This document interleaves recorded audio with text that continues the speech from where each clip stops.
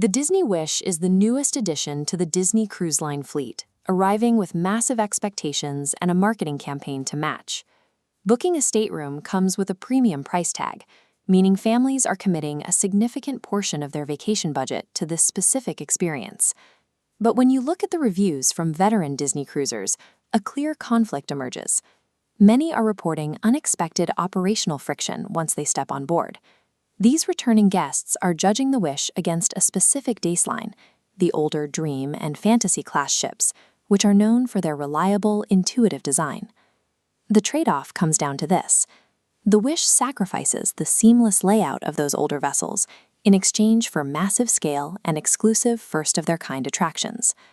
Looking at this evaluation matrix, we can compare the newest flagship against the classic alternatives across three crucial metrics: scale, attractions, and navigation.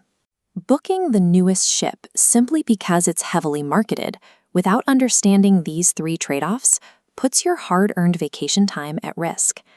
The most obvious difference on the Disney Wish is its size. The ship accommodates a staggering 4,000 guests.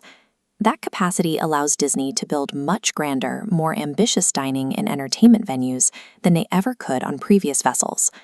But that capacity requires a compromise. When 4,000 people leave their cabins for dinner or a show, the common areas reach a much higher crowd density. On the older Dream-class ships, passenger flow tends to be relaxed, allowing guests to move between decks without feeling bottlenecked. This bar chart breaks down the exact difference.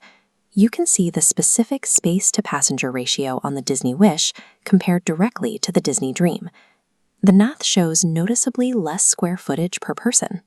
For parents trying to unwind on a sea day, that mathematical difference translates to navigating tighter spaces and managing a higher ambient stress level. Choosing the ship with the highest passenger capacity means you have to accept trading away the uncrowded tranquility found on the older vessels. The main draw for many families is the AquaMouse, heavily marketed as Disney's first actual attraction at sea. It's a complex, highly engineered water coaster that delivers a genuine thrill ride suspended high above the upper decks. However, the operational reality of putting a highly sought-after ride on a crowded ship is that standby lines grow quickly and stay long throughout the day. Instead of spontaneous pool play, parents find themselves actively managing wait times and adjusting their afternoon schedules around a single queue.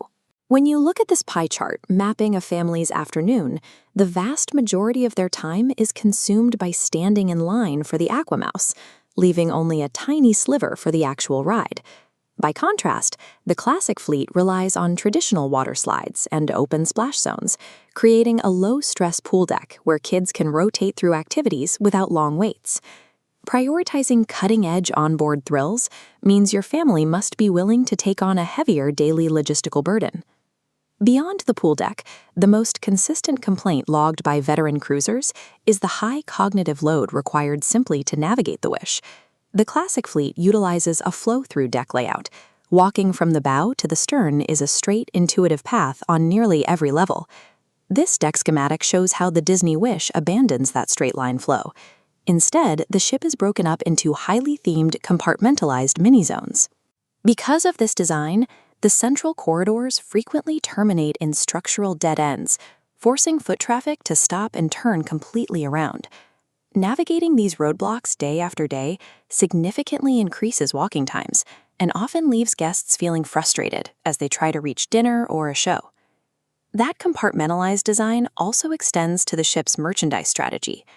Disney has transitioned away from the broad, open family souvenir shops found on older ships, replacing them with smaller, high-end boutique retail spaces. Because these boutiques had a smaller footprint, the classic selection of family-focused merchandise is noticeably thinner. Ultimately, the Wish achieves a premium, highly themed aesthetic, but it does so by sacrificing the seamless convenience and accessible traditions of the older ships. With those specific trade-offs laid out, the question remains, which ship should a family actually book? This decision tree outlines a framework based on your family's priorities. If you value exclusive attractions and dining, the Disney Wish is your match. If you prefer relaxation, intuitive layouts, and low-stress pool days, you'll be happier on the classic Dream or Fantasy ships. My Disney brain was built to help you navigate these exact kinds of high-stakes vacation decisions so you can travel with confidence. If you're ready to lock in your strategy, we have built a tool to help you optimize every variable of your time at sea. The Disney Cruise Handbook is available right now for $47. Truly successful Disney vacation doesn't come from guessing which ship is the best. It comes from engineering a plan that exactly matches how your family actually likes to travel.